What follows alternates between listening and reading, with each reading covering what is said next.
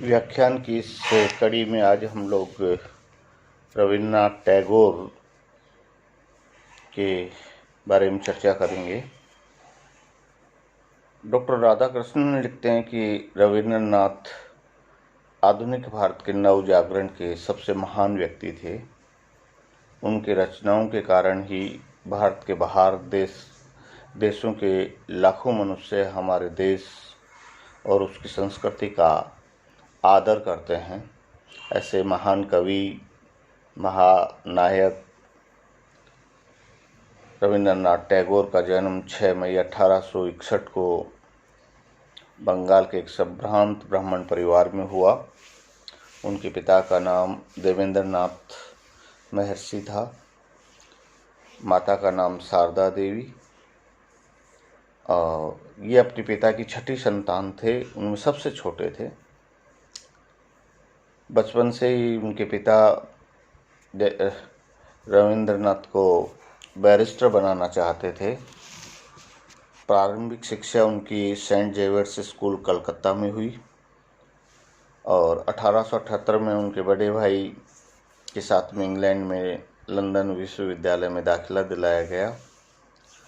1880 में वो भारत वापस लौट के आए। 1881 में संगीत एवं वेदना पर एक मार्मिक भाषण रविन्द्रनाथ टैगोर के द्वारा दिया गया और 1888 में उन्होंने पैतृक जमींदारी का कार्यभार संभाला। 1895 में लोकमान्य तिलक के साथ जब ब्रिटिश सरकार द्वारा अन्यायपूर्ण व्यवहार किया गया तो उसकी उन्होंने कटु आलोचना की। 1905 में जब बंगाल विभाजन हुआ तो उस बंगाल विभाजन का रविन्द्रनाथ टैगोर के द्वारा भी विरोध किया गया। 1901 में रविन्द्रनाथ टैगोर के द्वारा शांति निकेतन की स्थापना की गई। बाद में 1921 में यही शांति निकेतन विश्व भारती का रूप धारण करता है। अपने जीवन में 3 बार अल्बर्ट आइंस्टीन से वो मिले।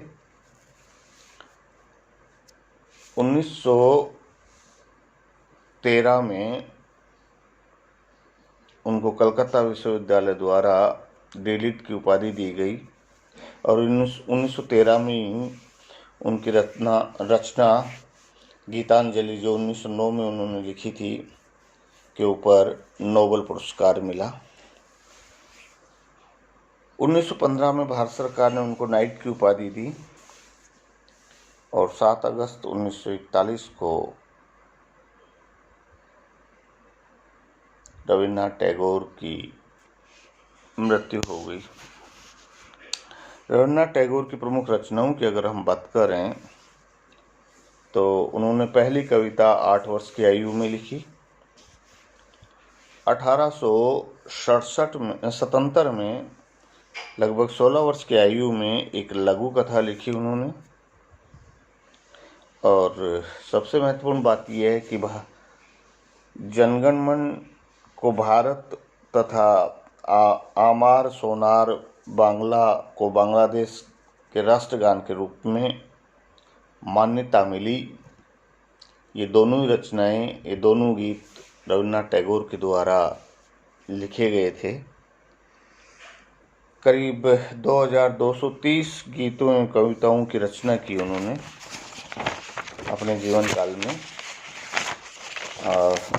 इसके साथ में ही 1880 के दशक में कविताओं की अनेक पुस्तकों की रचना की। 1890 में मानसी की रचना की। कविताओं के साथ ही समसामयिक बंगालियों पर कुछ सामाजिक और राजनीतिक व्यंग भी उनके द्वारा लिखे गए। वे वैश्विक समानता और एकांतिकता के पक्षधर थे। उनकी अधिकतर रचनाएं बांग्ला भाषा में लिखी हुई हैं। वह एक ऐसे लोक कवि थे जिनका केंद्रीय तत्व अंतिम आदमी की भावनाओं का परिष्कार करना था। वह मनुष्य मात्र के स्पंदन के कवि थे। एक ऐसे रचनाकार जिनकी रचनाओं में शाश्वत प्रेम की गहरी अनुभूति है। एक ऐसा नाटककार जिसके रंगमंच पर सिर्फ ट्रेजेडी ही जिंदा नहीं है, जीवन जीने की गहरी जिजीविषा भी है। एक ऐसा कथाकार जो अपने आसपास के कथालोक चुनता है, बुनता है, सिर्फ इसलिए नहीं कि घनीभूत पीड़ा की आवृत्ति करे या उसे ही अनावरत करे, बल्कि उस कथालोक में वह आदमी के अंतिम गंतव्य की तलाश भी करता है। सर्वश्रेष्ठ कहानियाँ। जब टैगोर सियालदह और शहजादपुर में स्थित पैतृक जमींदारी के प्रबंधन के लिए 10 वर्ष तक पूर्वी बंगाल अर्थात वर्तमान बांग्लादेश में रहे, वहाँ वह पद्मा नदी पर एक हाउस बोट में ग्रामीणों के निकट संपर्क में रहते थे और उन ग्रामीणों की निर्धनता एवं पिछड़ेपन के प्रति संवेदनाएं ही टैगोर की रचनाओं का मूल स्वर बनी। उनकी सर्वश्रेष्ठ कहानियाँ, जिनमें दीनहीनों का जीवन और उनके छोटे मोटे दुख वर्णित हैं, 1890 ईस्वी के बाद की हैं और उनकी मार्मिकता में हल्का सा विडंबना है। विडंबना का पुट है जो टैगोर की निजी विशेषता है तथा जिसे बाद में फिल्म निर्देशक सत्यजीत राय ने अपनी फिल्मों में दर्शाया। उनकी समस्त 84 कहानियाँ गल्प गुच्छ की 3 जिल्दों में संग्रहित हैं। 1891 से 1895 के मध्य का काल महान काल था उनका। वे अपनी कहानियाँ सबूज पत्र अर्थात हरे पत्ते में छपवाते थे। उनकी कहानियों में सूर्य, वर्षा, नदियाँ और नदी किनारे के सरकंडे, वर्षा ऋतु का आकाश, छायादार गांव, वर्षा से भरे हुए अनाज के प्रसन्न खेत मिलते हैं। उनकी कहानियों के साधारण पात्र कहानी संपूर्ण होते होते असाधारण मनुष्य में बदल जाते हैं तथा महानता की पराकाष्ठा को छू लेते हैं। उनकी मूक पीड़ा की करुणा पाठक के हृदय को अभिभूत कर लेती है। उनकी कहानी पोस्टमास्टर इस बात का सजीव उदाहरण है कि एक सच्चा कलाकार साधारण उपकरणों से कैसी अद्भुत सृष्टि कर सकता है। कहानी में केवल 2 सजीव साधारण पात्र हैं। बहुत कम घटनाओं से भी वे अपनी कहानी का महल खड़ा कर देते हैं। एक छोटी लड़की कैसे बड़े बड़े इंसानों को अपने सने पास में बांध देती है। काबुली वाला भी इस बात का जीता जागता उदाहरण है। रविंद्रनाथ ने पहली बार अपनी कहानियों में साधारण की महिमा का बखान किया है। उनकी काबुली वाला, मास्टर साहब, पोस्टमास्टर आदि कहानियाँ आज भी लोकप्रिय हैं और सर्वश्रेष्ठ भी हैं। पात्रों के साथ रविंद्रनाथ की अद्भुत सहानुभूतिपूर्ण एकात्मकता और उसके चित्रण का अति उच्च सौंदर्य उनकी कहानी को सर्वश्रेष्ठ बना देते हैं, जिसे पढ़कर द्रवित हुए बिना नहीं रहा जा सकता। उनकी कहानियाँ कठोर एवं शुष्क हृदय व्यक्ति को मोम जैसा कोमल बनाने की क्षमता रखती है। अतिथि का तारापद रविन्द्रनाथ की अविस्मरणीय रचनाओं में से है। इसका नायक कहीं बंद कर नहीं रह पाता, आजीवन अतिथि ही रहता है। सुधित पाषाण, आधी रात में तथा मास्टर साहब कहानियों में दैवीय तत्व का स्पर्श है। समाज में महिलाओं का स्थान तथा नारी जीवन की विशेषताएं और उनके लिए गंभीर चिंता के विषय थे।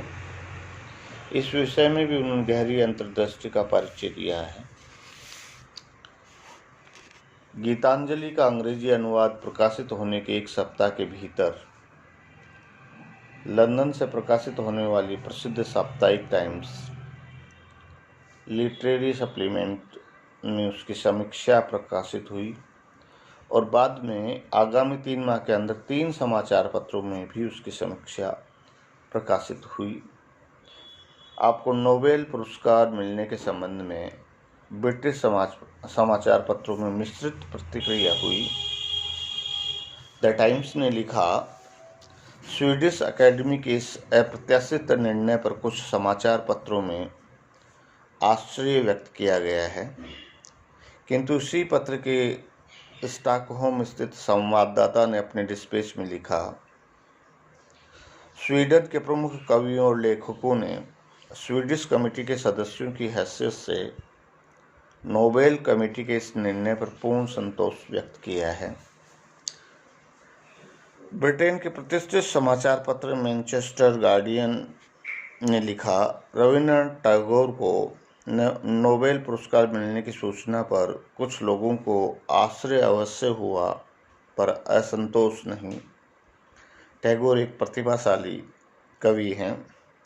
बाद में द क्रेसेंट मून नामक समाचार पत्र ने लिखा, इस बंगाली अर्थात रविंद्रनाथ टैगोर का अंग्रेजी भाषा पर जैसा अधिकार है वैसा बहुत कम अंग्रेजों का होता है। ये अपने आप में बहुत बड़ी बात थी।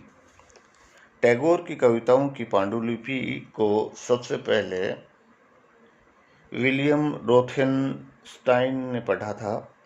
वे इतने मुग्ध हुए कि उन्होंने अंग्रेजी कवि यीट्स से संपर्क किया और पश्चिमी जगत के लेखकों, कवियों, चित्रकारों और चिंतकों से टैगोर का परिचय करवाया। उन्होंने इंडिया सोसाइटी से इसके प्रकाशन की व्यवस्था की। शुरू में 750 प्रतियां छापी गई, जिनमें से सिर्फ 250 प्रतियां ही बिक्री के लिए थी। बाद में मार्च 1913 में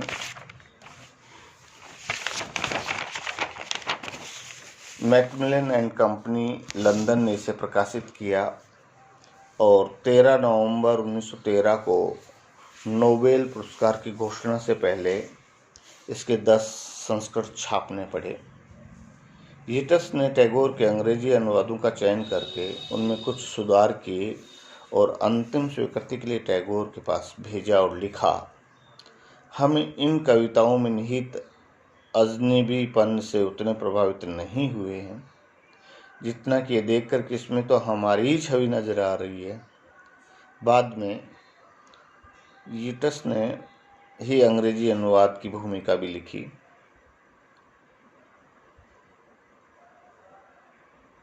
रविंद्रनाथ टैगोर पहले भारतीय थे जिन्हें साहित्य के नोबेल पुरस्कार के विजेता घोषित किया गया। ये भारत के लिए बहुत बड़ी उपलब्धि थी अपने आप में। गीतांजलि का जर्मन, फ्रेंच, जापानी, रूसी आदि विश्व की प्रमुख भाषाओं में अनुवाद हुआ और टैगोर की ख्याति विश्व भर में फैल गई और गीतांजलि के लिए उन्हें 1913 में साहित्य के लिए नोबेल पुरस्कार प्रदान किया गया। ये प्रथम भारतीय थे नोबेल पुरस्कार प्राप्त करने वाले। रविन्द्रनाथ टैगोर विश्व में दार्शनिक, कवि, उपन्यासकार, नाटककार, अभिनेता, शिक्षा शास्त्री, लेखक, चित्रकार, उपदेशक आदि रूपों में जाने जाते हैं। उन्होंने बंगाली साहित्य के साथ साथ अंग्रेजी साहित्य को भी समृद्ध बनाया। उन्होंने अपनी विभिन्न रचनाओं के माध्यम से विश्व को मानवता का संदेश दिया और इसे ही वे अपना धर्म समझते थे। टैगोर प्राचीन भारतीय संस्कृति के अनुगामी थे। उसकी महानता को स्वीकार करते हुए उन्होंने प्राचीन भारतीय संस्कृति को आधुनिक आवश्यकताओं के साथ समन्वित करने का सफल प्रयास किया। टैगोर ने लिखा है, भारत भले ही पिछड़ा हो, मानवीय मूल्यों में पिछड़ापन नहीं होना चाहिए। निर्धन भारत भी विश्व का मार्गदर्शन कर मानवीय एकता में आदर्श को प्राप्त कर सकता है। भारत का अतीत ये सिद्ध करता है कि भौतिक संपन्नता की चिंता नहीं करके भारत ने आध्यात्मिक चेतना का सफलतापूर्वक प्रचार किया है। वे वसुधैव कुटुम्बकम के सिद्धांत को मानने वाले थे। और वो लिखते हैं, हमारी पूजा का मंदिर वहाँ है जहाँ बाहरी प्रकृति और मानवीय आत्मा पर स्पर्श मिलती हैं। हमारे कर्मकांड और उत्सव आत्म त्याग के अच्छे कार्य हैं।